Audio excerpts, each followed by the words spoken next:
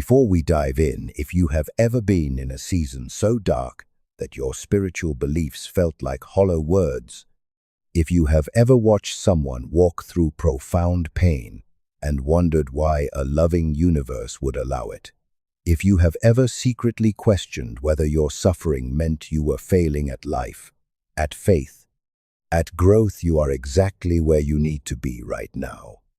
And if Empire of the Mind is the channel that refuses to give you cheap answers to deep questions, subscribe right now. Hit that bell. Turn on every notification. Because today we are going somewhere that most spiritual conversations are too afraid to go. We are going to look suffering directly in the face and find out what it is actually trying to hand us.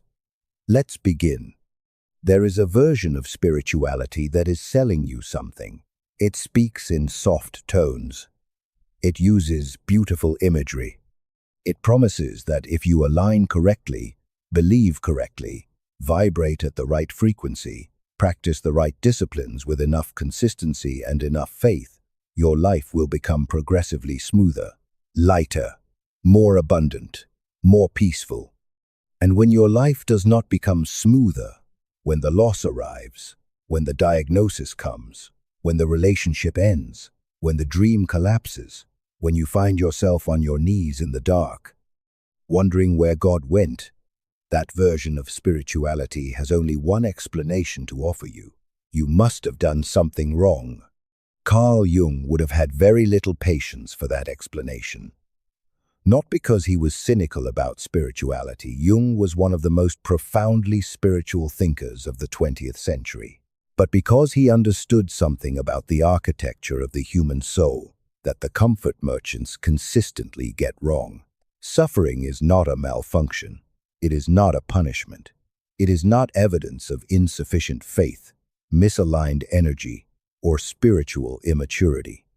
Suffering, Jung would tell you, is frequently the most precise and purposeful instrument the psyche has for producing genuine transformation. It is the chisel, and we, with all our resistance and our bargaining and our desperate spiritual bypassing, are the stone. And the question is never whether the chisel will fall. The question is whether we will allow it to make something of us. To understand Jung's perspective on suffering, we have to begin with his understanding of the psyche itself, because it is radically different from the one most of us were handed. Jung did not believe the psyche was a problem to be solved.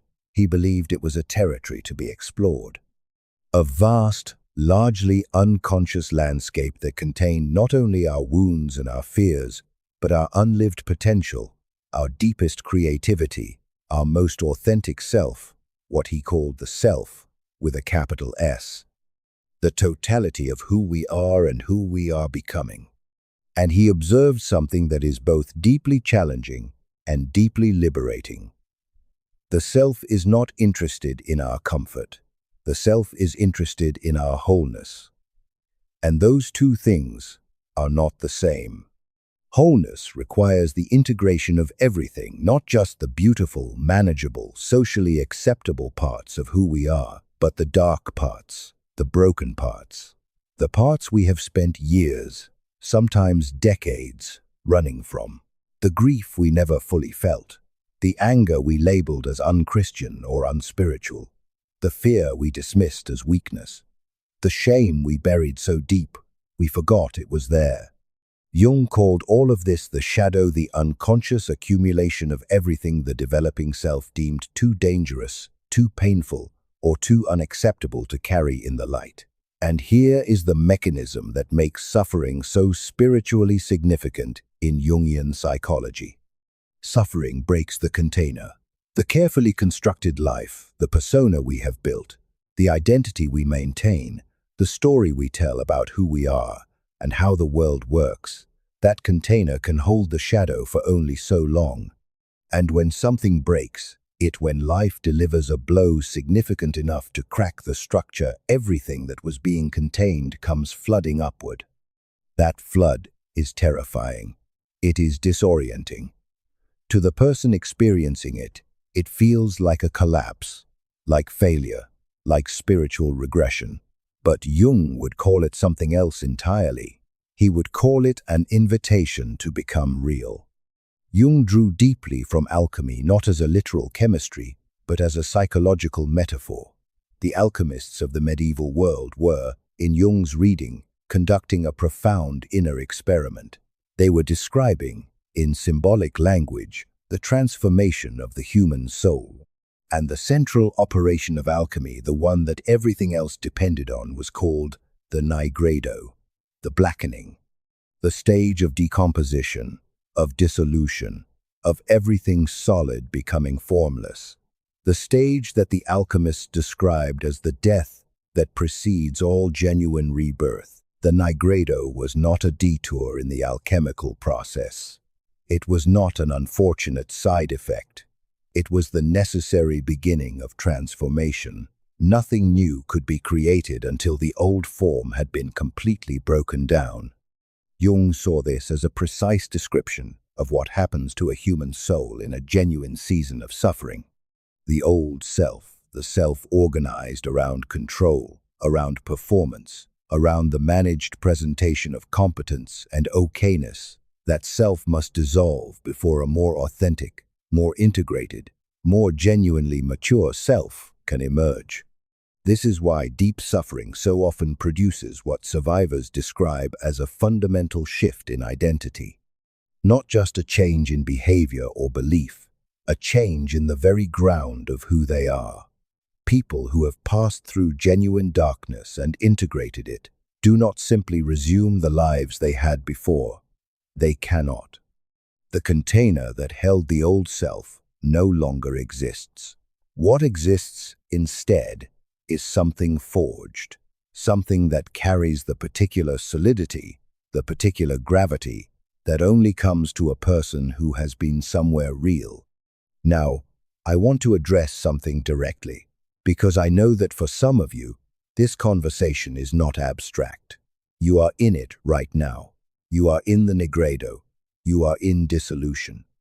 And someone telling you that your suffering is purposeful, that it is an invitation, that it is the chisel might feel, right now, like the most inadequate and potentially cruel thing anyone could say to you. I want to honor that. Jung was not a man who spoke about suffering from a comfortable distance. He went through his own Nigredo, a period he documented in what became known as the Red Book. Nearly 6 years of confronting the contents of his own unconscious. Visions, voices, images of such intensity that he genuinely feared for his sanity. He described it as a voluntary descent into the depths, and there was nothing romantic about it while it was happening. He emerged from it with his most important insights, not despite the descent, because of it. But here is what I want you to hear, what Jung would want you to hear, if you are currently in the middle of something you cannot yet understand. You do not have to understand it yet. The demand to immediately extract the lesson, to immediately reframe the pain, to immediately perform gratitude for the growth opportunity, the demand is itself a form of violence against the psyche. It is the ego trying to regain control of a process that requires, for a time, the surrender of control. Jung spoke of what he called the transcendent function, the capacity of the psyche. When it is allowed to fully experience the tension between what is conscious and what is unconscious, to produce something genuinely new, something that could not have been constructed by willpower, intellect, or positive intention alone. But the transcendent function requires time. It requires the willingness to sit in what Jung called the tension of opposites, the place where suffering and meaning have not yet resolved into each other, where you are holding both the pain and the possibility without forcing a premature resolution of either. That sitting, that willingness to remain present in the unresolved is perhaps the most difficult spiritual practice a human being can undertake. And it is also, Jung would say, among the most fruitful. Let's talk about what suffering, when it is not wasted, when it is not bypassed, when it is entered with honesty and metabolized with patience, actually produces in a human being. The first thing it produces is authentic humility. not the performed humility of someone who has decided humility is a virtue they should display, but the real thing, the deep recognition, earned through experience rather than theology, that the life we are living is larger and more mysterious than our understanding of it, that we do not control as much as we believed, that there are forces, interior forces, not just external ones, that are wiser and more purposeful than the managing ego. That humility is not weakness. It is the beginning of genuine receptivity. And genuine receptivity is the beginning of genuine wisdom. The second thing it produces is a quality of presence that cannot be manufactured. The person who has suffered and integrated that suffering carries something in their presence that people feel before any words are spoken. A stillness, a depth, a capacity to sit with another person's pain without flinching, without immediately trying to fix it, without being threatened by it because they have already been to that place in themselves and found that it did not destroy them. This is what Jung meant when he wrote about the wounded healer, the figure who heals not from a position of invulnerability, but from the very place of their own survived wound. The wound, integrated, becomes the gift. The darkness descends into and returns from, becoming the light another person navigates by. The third thing, and this is perhaps the most distinctly, Jungian is a direct and unmediated relationship with the self. Not a conceptual knowledge of the self, not a belief in the self, an experience of it. A knowing that comes from having been stripped, by suffering, of every substitute, every persona, every performance, every borrowed framework, until what remained was something irreducible, something that held even when everything else fell away. That irreducible something is what Jung called the self, what mystics have called the soul, what every wisdom tradition in human history has been pointing toward with its symbols and its rituals and its stories of descent and return. You cannot arrive there by reading about it. You cannot arrive there by wanting it. You arrive there. Jung was absolutely clear about this. You arrive there by being brought there, by a life taken seriously enough and suffered through honestly enough to crack you open all the way to your own foundation. And when you touch that foundation, when you discover that there is something in you that suffering cannot destroy, that loss cannot permanently extinguish, that darkness cannot permanently consume, everything changes. Not because your circumstances become easier, they may not. Not because the pain disappears, some of it will stay, but because you now know something in your body, in your bones, in the deepest layer of your psychological and spiritual reality that you could not have known any other way. You know what you are made of, and it is more than you were told, more than you were allowed to believe, more than the comfortable version of yourself, the one who never needed to be broken open, ever had access to. Jung wrote, near the end of his life, that the privilege of a lifetime is becoming who you truly are, not who you were shaped to be, not who you performed for the world, but who you actually are in all your complexity, in all your shadow and light, in all your wound and gift and irreducible, indestructible depth. Suffering, when it is not wasted, is the road to that privilege.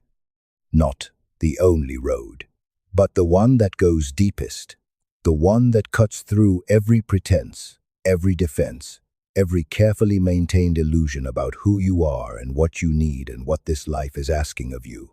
Do not waste your suffering. Do not rush past it. Do not perform your way through it. Do not let someone hand you a platitude when what you need is the courage to descend.